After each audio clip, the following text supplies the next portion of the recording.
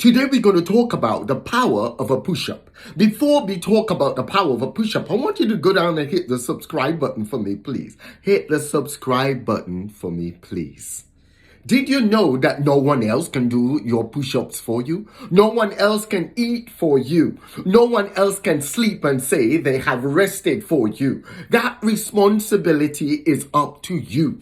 And unless you realize that you're 100% responsible for your decisions, you're 100% responsible for your development, you're 100% responsible for your life, you will never truly start succeeding in life. So that's what we're going to be talking about today, the power of a push-up. And we're going to use 4 points as normal as we share about the power of a push-up. Point number 1. Our personal growth is our foremost responsibility.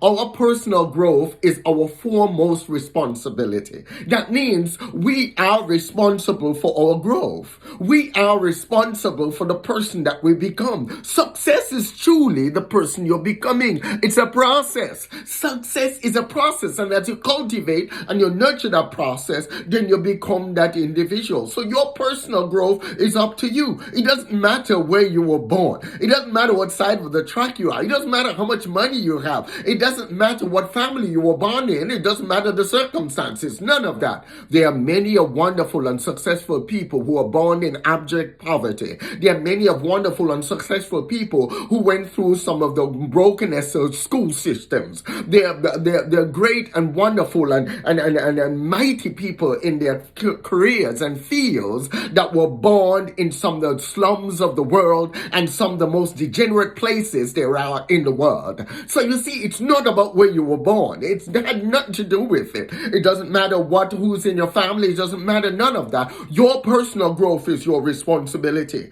You have to learn to utilize things like the internet, utilize all of the Google searches, utilize books, go to the library, utilize seminars, utilize YouTube, utilize edx.org, utilize anything you can. Surround yourself with people who are sharp and utilize the time that you have with them. Learn from others. Go get you an awesome life coach. And by doing that, you're able to take control of your personal growth.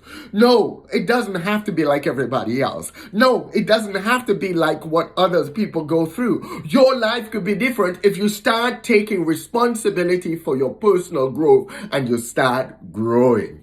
Point number 2, we have to believe in ourselves. We have to believe in ourselves. And when I say believe in yourself, I'm not talking about going to the gym and working out and getting all buffed and looking all buffed up. Because you could look good on the outside, but your mindset is stinky. You could look good on the outside, but you're emotionally broken. You could look good on the outside, but you're spiritually broken. You could look good on the outside, but you're economically broken. You could look good on the outside, but you're relationally broken. So you see, it's not just about the outward experience I'm talking about. I'm talking about truly learning to live from the inside out. And when you learn to live from the inside out, that's when you truly start believing in yourself. You have to be comfortable in your own skin. You have to be somebody who is able to move in empathy, somebody who is able to move in love, somebody who is able to move in honor. So I'm not just talking when I say you got to believe in yourself to go out there and look all buffed and everything. Yes, great. Go out there and work out and exercise. Yes, that's great.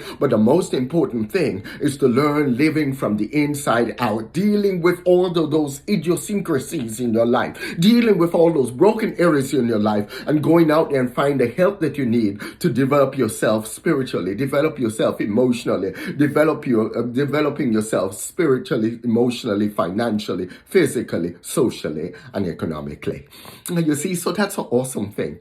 Point number 3, we have to be willing to go it alone if we have to for a season. We have to be willing to go it alone if we have to for a season. I remember times, when growing up, I would have to do my homework. You have a hurricane or something, and yes, I did my homework in candlelight. Yes, you sat down and you did your homework. There's no electricity, no big deal. You strike a match and you light a candle and you sat down and you do it. But you sat down and you work at it. You have to be able to be willing to see your dreams. You have to be able to see your destiny. You have to be able to see what your creator placed within you. And you have to be able to work on you. It doesn't matter if you're doing it alone. The people around you may not understand what you're doing. You may not have the support system around you that you need, but you have to learn to develop. You have to learn to be as bold as a lion, and you have to learn to be able to go for a season by yourself if you have to. You have to be able to do whatever you must.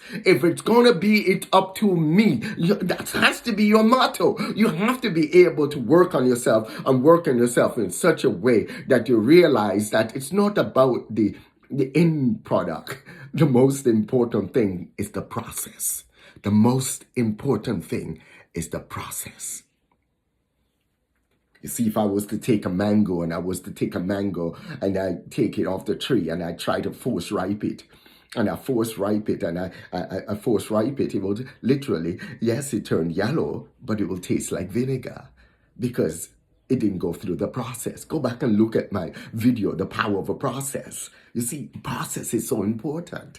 You see, so as you go through the process, you go through the season, learn to go through it and learn to get to the other end, because the process is so important. Learn to go through a season by yourself if you must. Point number 4, you're blessed to be a blessing. You have secrets. You have gifts that's inside of you that will literally make room for you and bring you before great men. But those gifts won't make room for you and bring you before great men if you don't realize that you're blessed to be a blessing. You sit down and you count yourselves up with everybody else. You look at everybody else and you say, oh, I'm not like them. Don't worry about them, because you are a gift. You are a gift for such a time as this on the earth. Don't look at all the things that are going on. Don't be distracted by the chaos and everything. Learn to be the solution. Learn not to be a complainer, but learn to be the person who brings solution, the bringer of solution. Learn to understand that you are truly blessed to be a blessing. Thank you for listening. I want you to go down and hit the subscribe button. And don't forget to hit the subscribe button. And don't forget to share this with as many people as you can. Share it with as many people as you can. And did you know there's a compounding effect to a push-up? We'll talk about that next video.